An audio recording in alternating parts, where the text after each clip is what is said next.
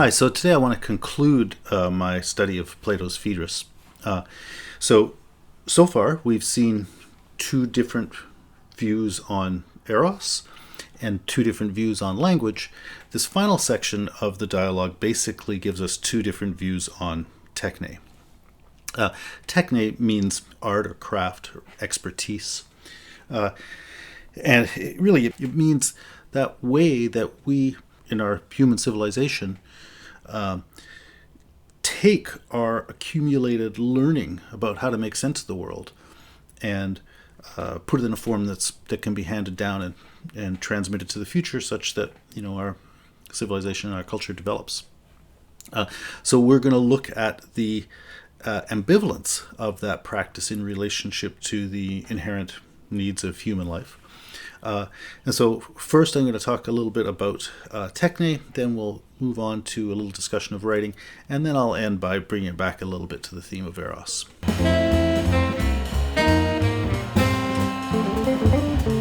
So the talk about techne runs from about 269e to about 272b.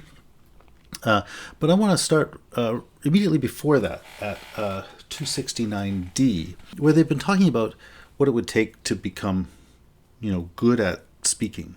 Right? And Socrates says, well, Phaedrus, becoming good enough to be an accomplished competitor is perhaps necessarily, like everything else. If you have a natural ability and you supplement your ability with knowledge and practice, you'll become good. That I think is actually a pretty powerful idea. Think about what it takes for us to learn stuff. Let's say you want to drive a car. Let's say you want to play music. Let's say you want to be good at volleyball. Take your pick, right? A number of things are going to come together. Like, you've got to have something. Like, you've got to basically be able to do the stuff. But if you have a basic natural ability that would let you do that thing, what you then need to do is spend a lot of time practicing. And ideally, practicing that's guided by, some knowledge of what that thing is that you're supposed to be working on. So if you want to learn the car, you've got to be the kind of person who's going to be able to drive a car. And then somebody's got to tell you, here are the things that work. You got to turn the key, you got to push down the brake, stop at stop signs, and then you just got to do it. With music, you got to have basic capacity to be a musical being. And somebody's going to say, like, you want to play the piano, like, push your fingers down on these keys to tell you some basic ideas about how melodies or harmonies work or something like that, give you some exercises to do, and then you got to practice. Right? That's how we learn. And big things happen when we go through that process. We become musicians, or we become good volleyball players, right? When we spend our time working with things, we gradually develop, a feel for them and connect with them and get to know how to make stuff work in those domains. That's how we learn our basic things when we're kids growing up. Like, we learn how to navigate the world around us through being confronted with it and then working on it, practicing it, guided by people telling us what to do. So that is the basic thing people do to come to know. And I think it's really important to hold on to that.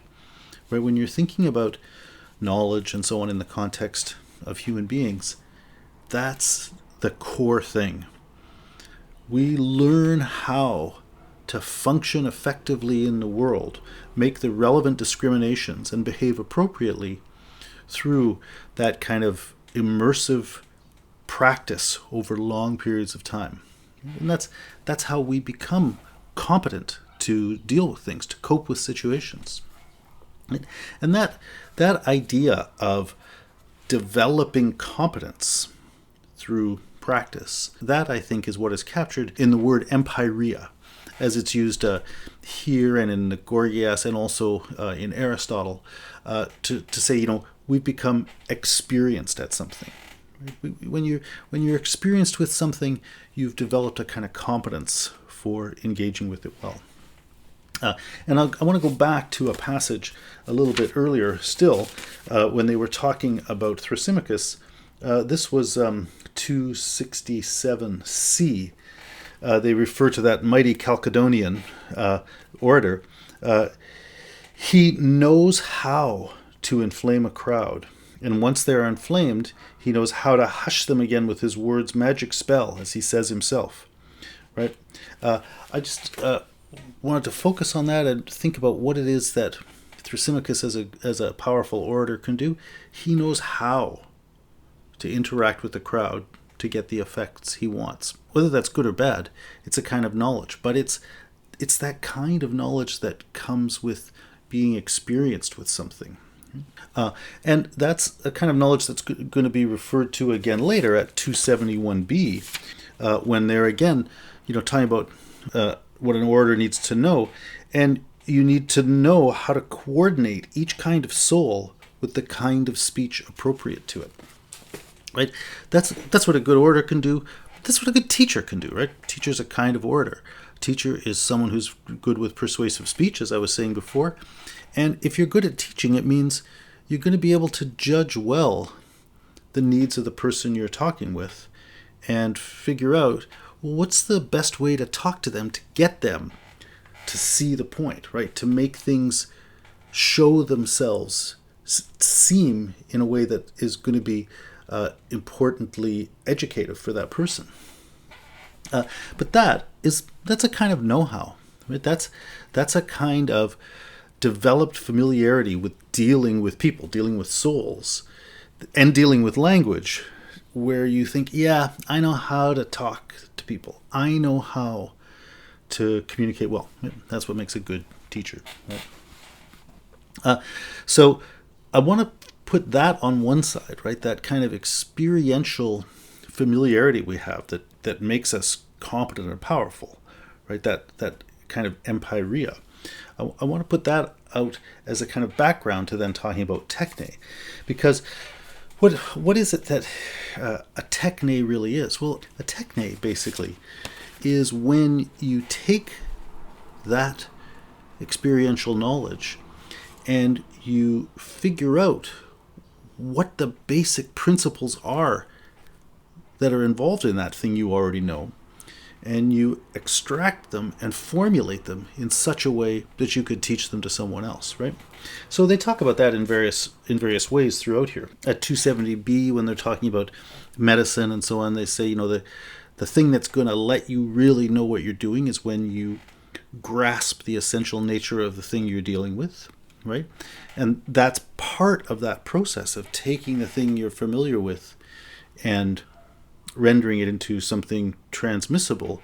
You're becoming articulate about just what is the core of this thing I've been dealing with, right? And then at 270d, he says what we're talking about is that with which we intend to become experts and capable of transmitting our expertise, as Nehemus puts it. The Greek says being able to make another one expert like we are, right?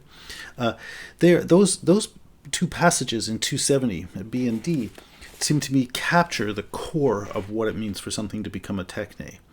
It's when you've taken this thing you're familiar with and you have formulated the essence of what that is. You've extracted the principle and you've put it in a form that you can transmit it to someone else.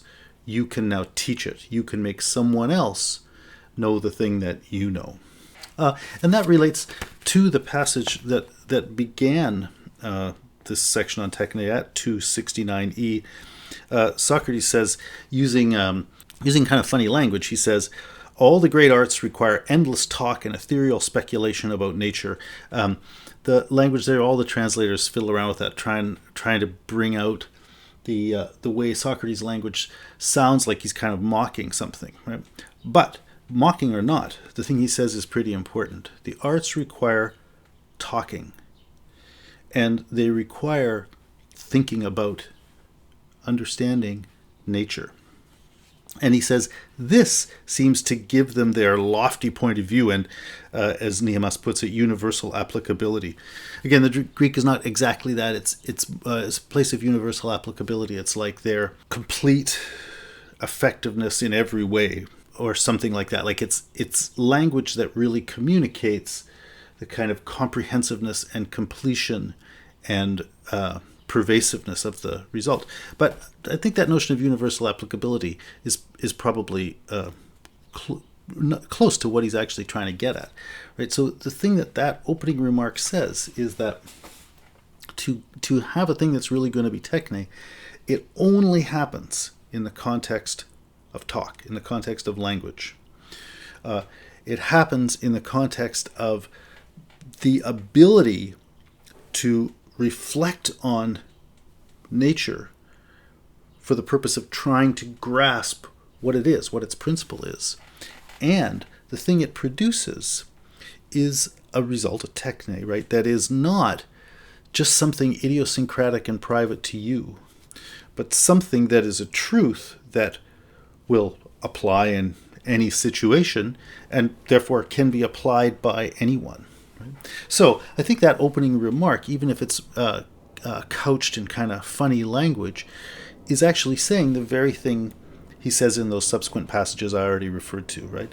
That it's about grasping the essential nature of things, of a situation, as that has become revealed to you through the competence you have developed in engaging with that situation, and formulating that in language in a way that lets that principle be transmitted to someone else.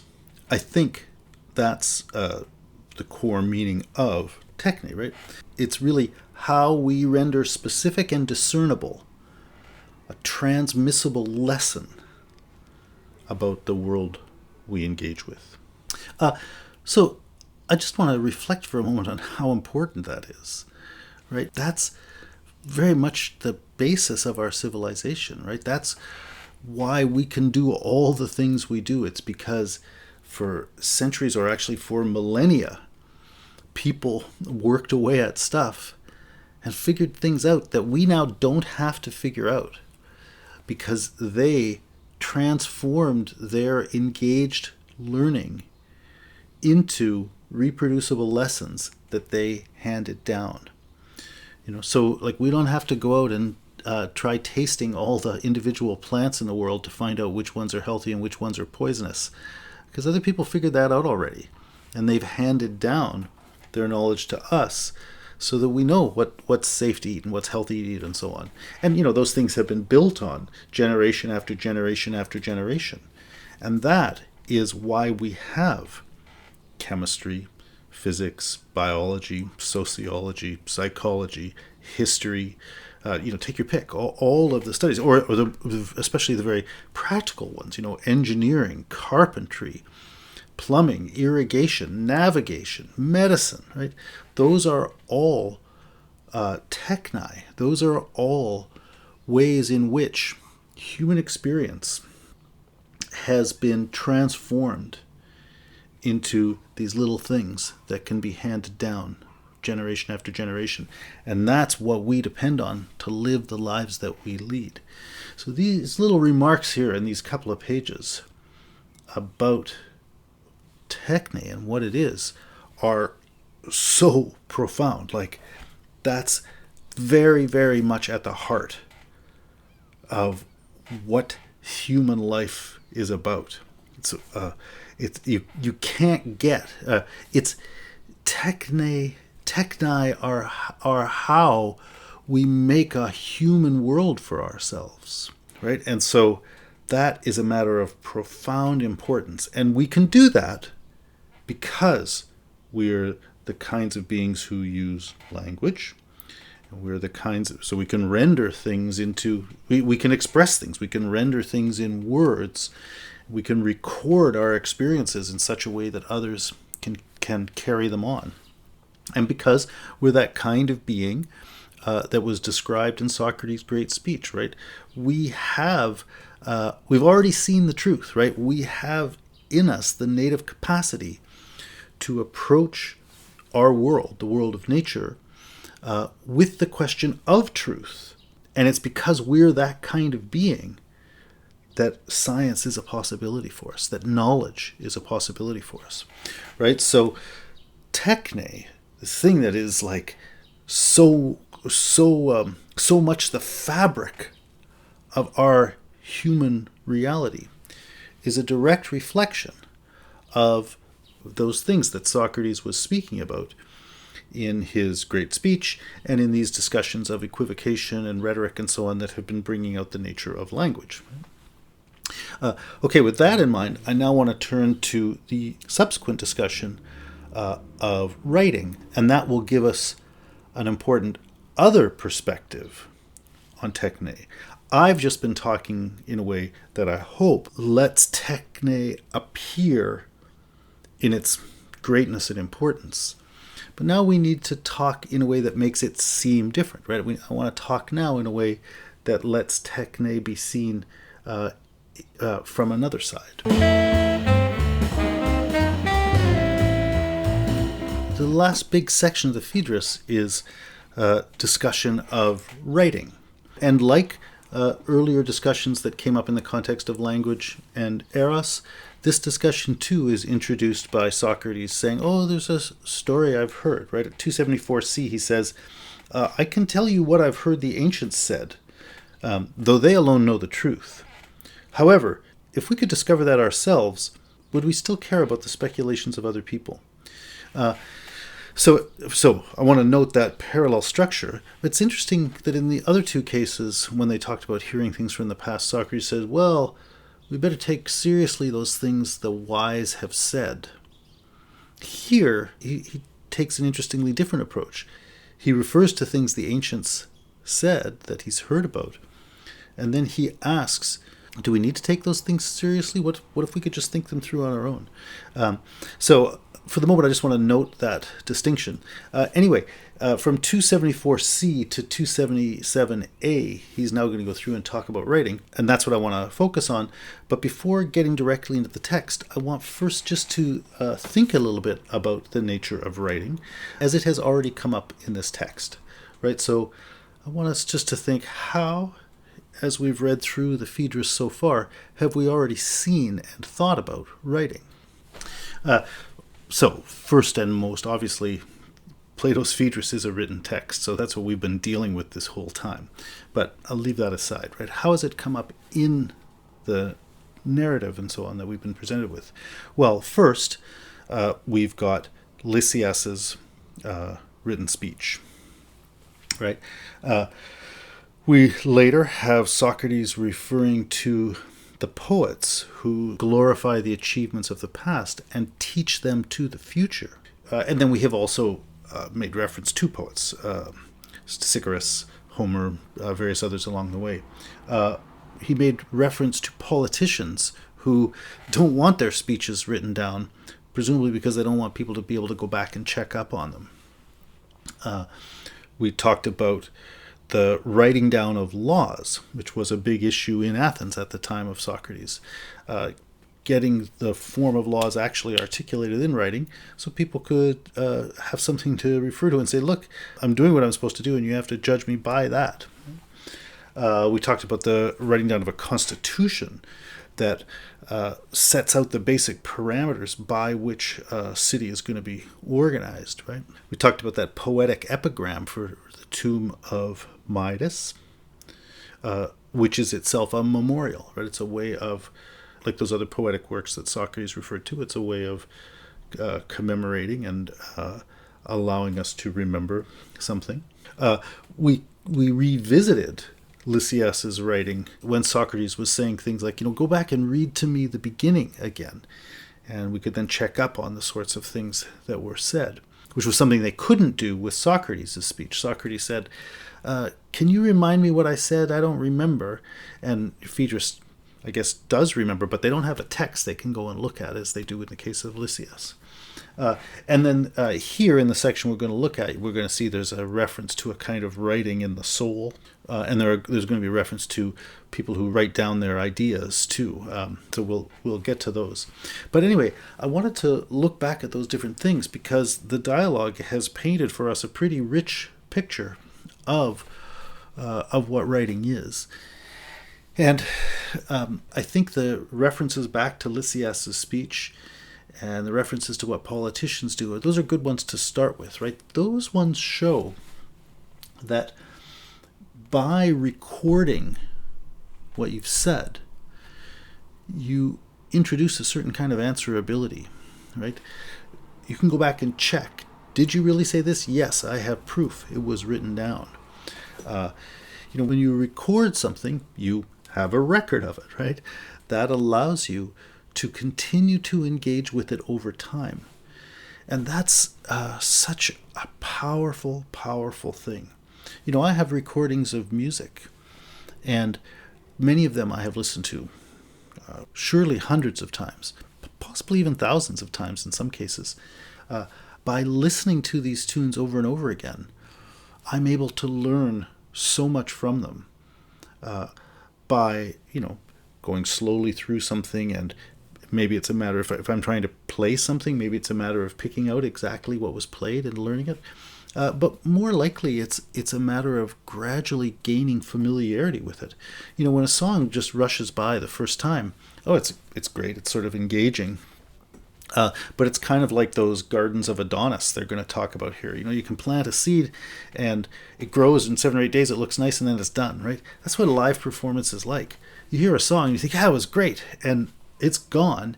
And all that you get out of it, all you can harvest from that, is what you happened to notice in that moment.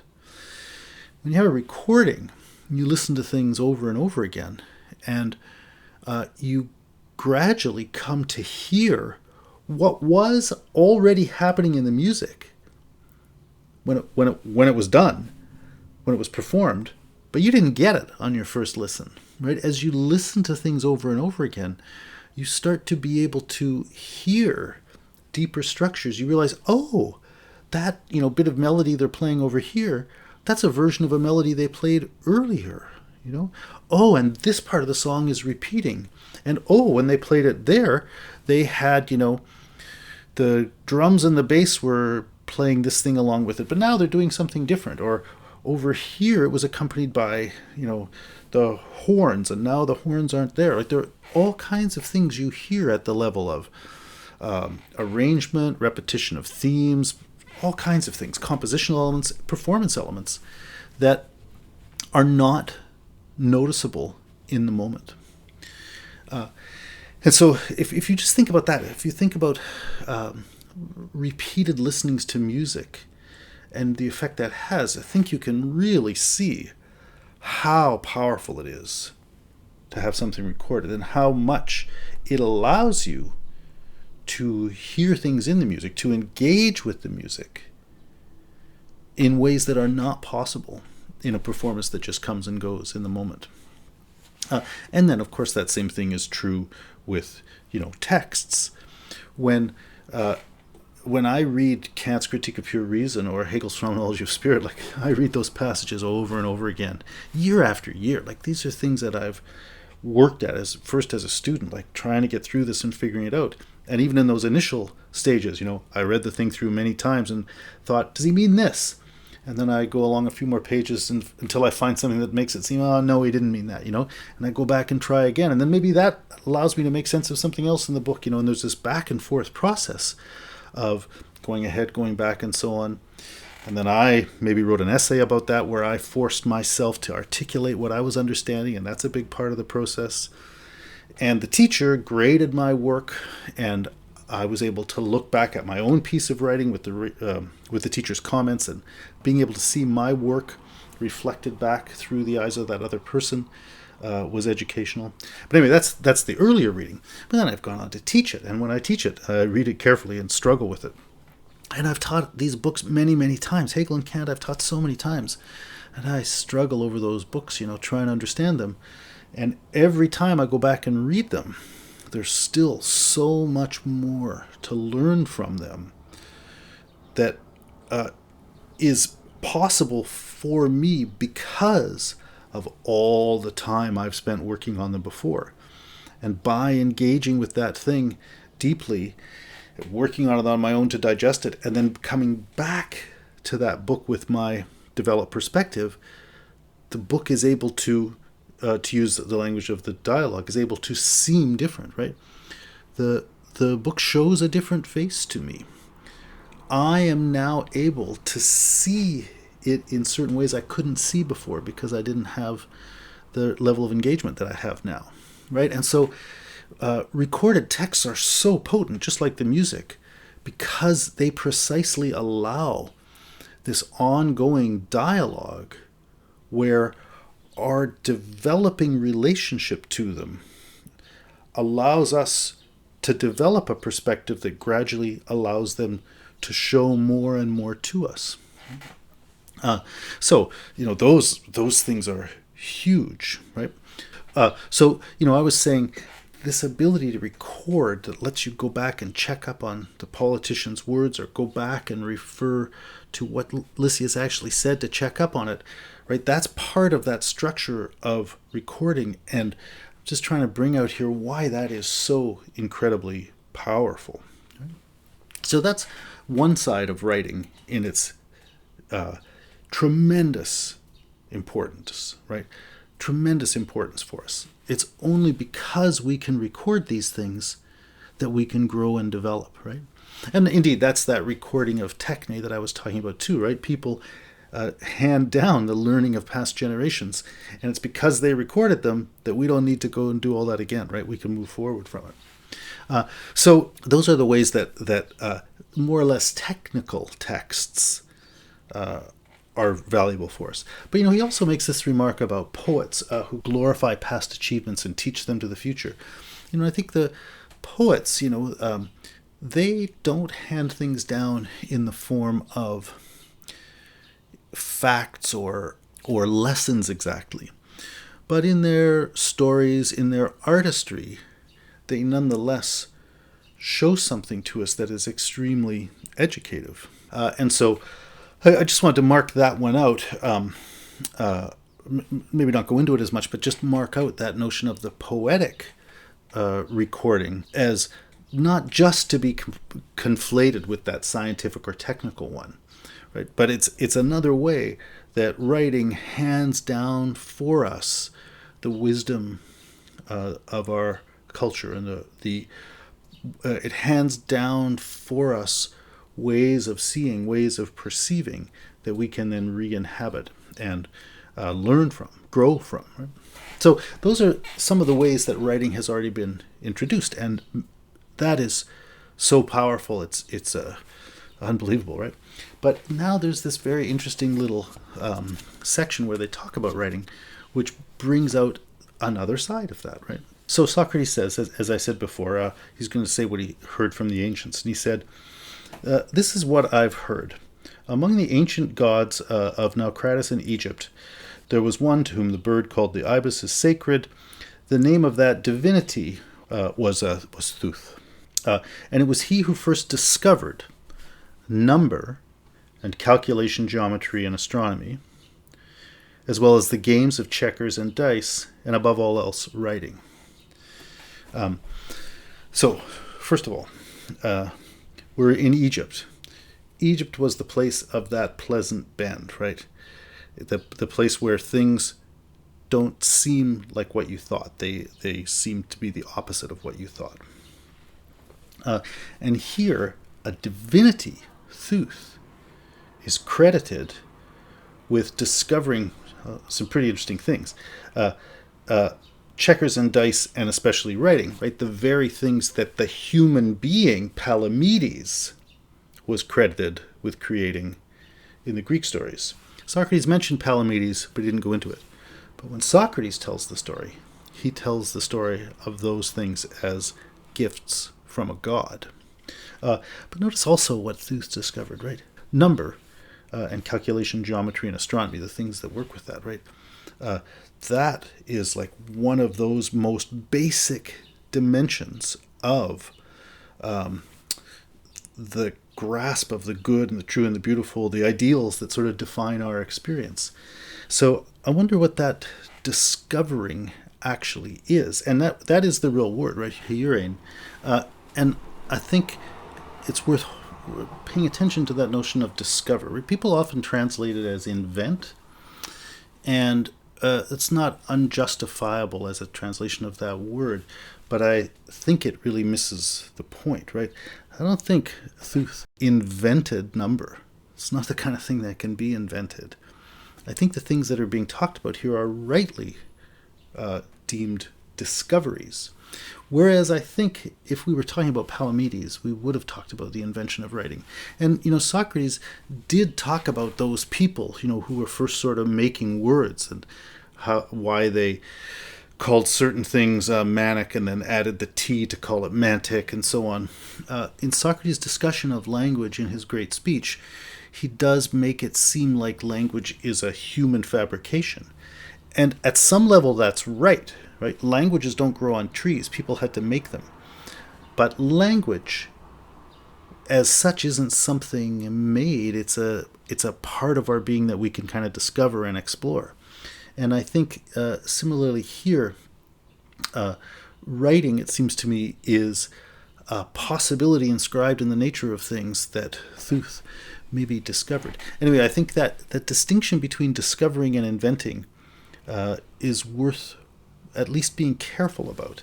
And especially it's worth being careful about the question of whether this is something a human is doing or a god is doing, inasmuch as a central thrust of that first section of the dialogue was about the sort of problem of hubris, the problem of imagining that we can be self-controlled and correspondingly not paying proper due to the gods. So Socrates has in general been trying to show that what it is to be human is to be answerable to something bigger, something beyond us in a way, so something that we don't define, that we didn't make. And so in this story, I think it's important to pay attention to that issue of the human and the divine. And indeed, what comes after that is, right after talking about the god who discovered the things that the Greeks credit to the human Palamedes, Socrates refers to the king of Egypt, king being a person. But the Egyptians believe that king to have been a god. Indeed, the Egyptians had god kings. So Socrates is now going to describe an experience of a human, according to him, talking to a god that the Egyptians maybe misportray as a god talking to a god. And as we read that, right, so Socrates has drawn our attention in two places to the distinction between whether something is a human or as a god. I think as we read through this, we need to remember that perspective, right, and think about what the right relationship is of humans to gods and so on as we go through the story. Anyway, so Theuth came to exhibit these arts to the king and urged him to disseminate them to all the Egyptians. The king asked him about the usefulness of them. And then, while Theuth was explaining, the king praised him for whatever he thought was right and criticized him for whatever he thought was wrong. And you might think, like, why do we care what that king's perspective was on what's good or bad in the gift of the god? We might, if it turns out he says something pretty insightful. But we've got to notice the structure of this story right off the bat. Anyway, the next paragraph, though, I think is quite powerful. He says, the story goes that Thamus, the king, said much to Theuth, both for and against each art. Right? There are things to be said in favor and against each of these things. So that means with respect to the discovery of writing, there are things to be said in favor and against it. It also means with respect to the discovery of number that there are things to be said for and against it. And that's worth thinking about. And games. When they came to writing, Theuth said, O king, here is something that once learned will make the Egyptians wiser and will improve their memory. Right? Well, in my remarks earlier about techne as the handing down of lessons and so on, this seems like a very good point, right? We record the essential lessons and hand them down. And that allows future generations to remember, to carry on the learning of the past, and to be wiser, to be able to have a more educated and developed relationship to the world so that they can make better choices, right? And also then with the poets hand down the achievements of the past and teach them to the future, making us wiser because we remember what people already figured out, right? So Theuth's point seems pretty good, right? But then Thamus says to Theuth, "O most expert Theuth," he calls him technitates. It's a funny way to refer to a god, to call him the most technical. And actually, Socrates had referred to the, I think the nymphs, or maybe it was the cicadas who inspired him before, as, or maybe it was just the muses, as making the most artful speech. And when you read that in the translation, you might think artful means beautiful, but it really says they made the most technical speech. It's a little bit funny to call it to talk about the muses or the god as most technical. But anyway, that's how the king speaks to the god. And he says, then one can give birth to the elements of an art, but it's up to someone else to judge the benefits and harms that come from them. And he says, since you are the father of the writing, your affection for it has made you describe its effects as the opposite of what they really are. So we're now seeing people speaking on the opposite sides of the case as we've been set up to do, so that's fine. And also a helpful point is made here that it really is true that when you make something yourself, you can often only see it from the perspective that you brought to it, right? So there is a good point there that we aren't automatically authoritative about our own products, our own words. But that's also one of the things about writing, right? When you record your ideas, you record your music, you say, oh, it was this, here's what I said. Someone else can look at it and say, no, don't you see? It means something quite different from what you said. So that's a really good point. But the point then that the king is making is really a point kind of in defense of recording, right? When you record something, you make it such that the limitations of your own perspective on it can be discerned by others. The writing becomes something that's public possession. Anyway, he says, in fact, so now he's speaking to the other side, right? Theuth says that this is going to be something that increases memory and wisdom, and the human king says, in fact, it will introduce forgetfulness into the soul of those who learn it.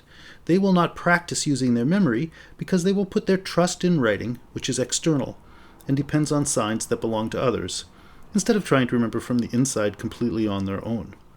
Your invention will enable them to hear many things without being properly taught, and they will imagine that they have come to know much, while for the most part they will know nothing. Right? That was all 275a. I mean, that's a really important point. It's a really important point about exactly that stuff we were just talking about. Right? This is the other side of techne. Right? We have this tremendous handing down of human accomplishment. And that's why we can live so powerfully. Right? We can live so powerfully because what we do in techne is extract the powerful lesson from our rich world of competent experience and record it and package it in such a way that someone else can take it over. And that person can now take over the fruit of our learning without having to have the experiential background. So yes, we remember in the sense that we live on the basis of past accomplishments. Those accomplishments are not lost. But the very value of that is that we take those accomplishments stripped of the rich experiential context that actually gave them their meaning. You know, once you put something in the form of a lesson that can be carried down, it just seems like kind of a timeless fact, right? And so people do remember the past, but they remember it as these things that are just the way things are that we now carry on without sort of reanimating and relearning. And so as we advance in our culture, we simultaneously get more and more powerful in our ability to use the remembered accomplishments of generations of humans. And we simultaneously get more and more alienated from the experiential realities that brought those sciences into being and that are what ultimately give them their meaning. And you can see the same thing in a different but kind of analogous way with things like recorded music. When people, because of the fact of recorded music, which is really something that began not that long, began 100 and some years ago, but really came into its own around the time of the Second World War. Now, when people say they listen to music, mostly they mean they hear sounds through their earbuds. What is music, though? Music is people interacting with each other in real time using these complicated instruments that they manipulate with their body on the basis of years of practice and training and so on, making a collective human product, right? The way we hear music tends to treat it just as a pretty sound and doesn't treat it as a collective human practice and accomplishment, right? So with recorded music, you can see that it's not, recording isn't just a neutral capturing of the thing and putting it into a new form. It's a radical transformation of what that thing is or how you understand the reality of that thing you're dealing with. Recording lets you treat music as simply beautiful sound, and to not see it as a human communal bodily practice.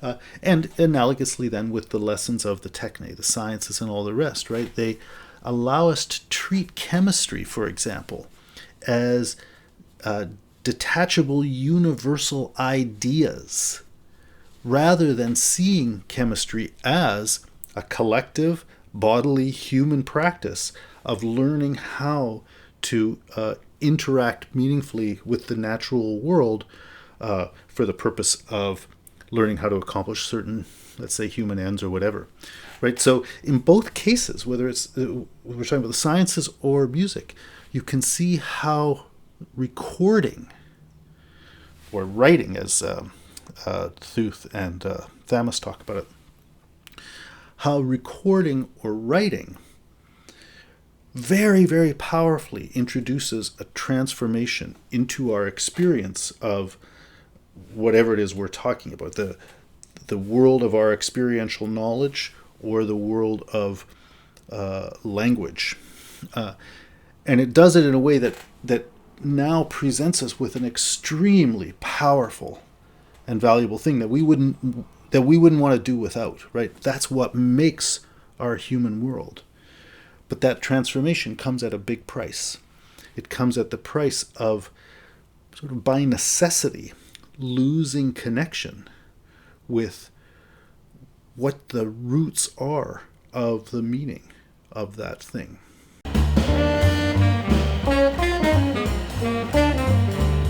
So I just want to say one last thing now to wrap up this lecture on the Phaedrus and my reading of the Phaedrus as a whole. So first of all, about this issue of writing and technology, right? Plato himself was writing in the time in which Greek society itself was undergoing or had undergone a pretty radical transformation from being a kind of an oral society to being a society of writing and science and so on. And so in this dialogue, it seems to me he is witnessing a reality in human culture. And the Phaedrus is in a way trying to talk you through those issues that come from his culture, but that are a lesson forever. Very much like Thucydides, writing his history of the war between Sparta and Athens, thought that through his writing he was producing a katema esae, a possession for all time, because he saw in that Peloponnesian War something that was sort of local to his Greek world, but that was a sort of tragedy of universal import that was worth recording and handing down.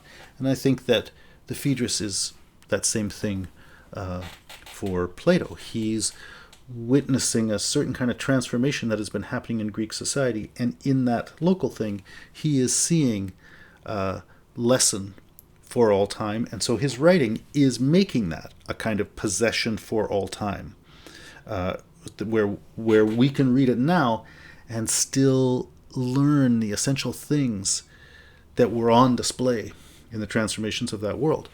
And they are very applicable to our world, right? It seems to me that our contemporary realities of technological culture, the reality of a kind of bureaucratic approach to education, the absurd idea that Chat GPT or these contemporary artificial intelligence systems are writing essays comparable to what intelligent students could and should write. Like these things all reflect exactly the point that Thamus is making, right? That the way we've come to relate to the handed down accomplishments of culture is that what we have lost is our understanding that knowledge is rooted in human practices of learning.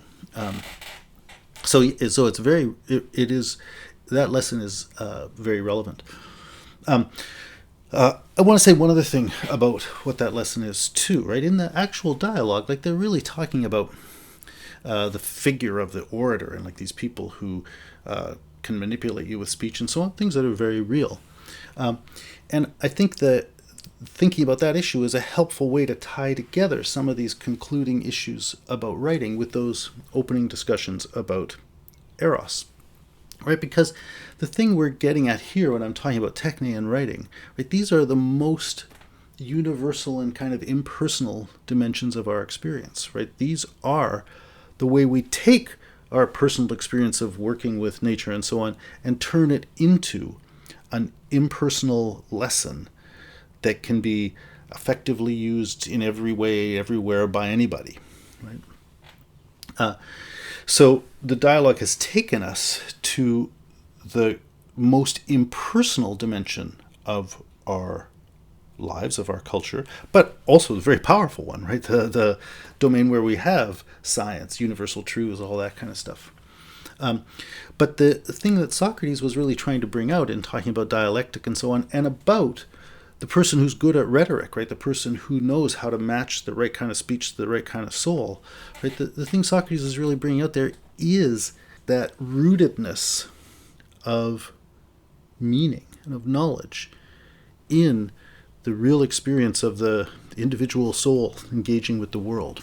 So put in contemporary form, Socrates' lesson here is kind of telling you how to be a good teacher. It's like, yeah, you've got this received body of knowledge about chemistry, astronomy, sociology, whatever.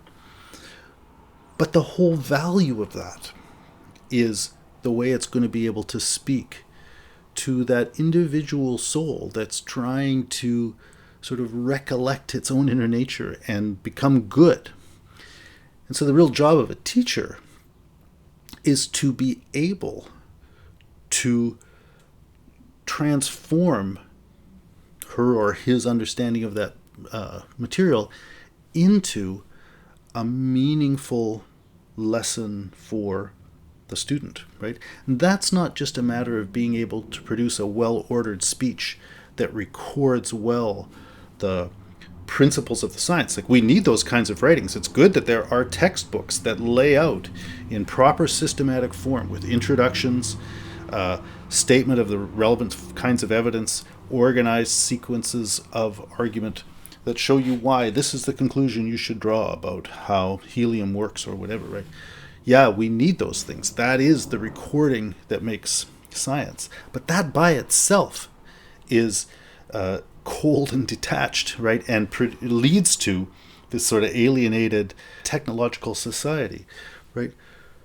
What you need is to see that the very meaningfulness of that is the way it speaks to you. And so a teacher should be able to talk to a student in such a way that their world now seems to them such that those works of great learning are true about it and speak to it. Right? And so that's really then what dialectic is. Dialectic is being able to match the right kind of persuasive speech to the right kind of soul to get them to see the truth shining through in their world. And, the most important things are those truths of the good and so on, right? But it's also really about the massive history of humanity and how it has digested the world in light of those ideals. And that wisdom of the ages is embodied in our writings. It's embodied in our traditions of learning.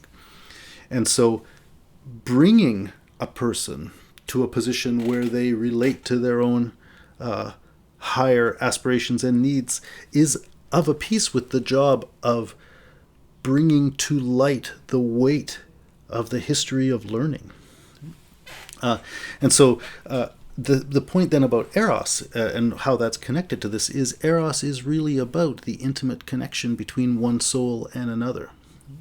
It's about the thing that's most intimate, right? And so I think that in the Phaedrus we really get in the discussion of Eros kind of a statement of in a way the ultimate domain, the domain of people interacting with other people, where that's never going to be a domain of techne. That's always going to be an area where, at best, you're going to have empiria, like you're sort of adept at interacting well in a way that makes things seem to another person another way, but there's no science of that. You might be good at dealing with people, but there's never a science of that. There's never a rule that's going to let you say, this is what I have to say to any given person to make them understand. And so it is that non-technical, atechnical practice, that thing that could never be a techne, that is in a way the ultimate domain to which that domain of techne has to answer. But the dialogue also, it seems to me, makes it clear that domain of techne is itself the development of those aspirations of the soul, which are precisely what Socrates' great speech shows Eros is really ultimately about.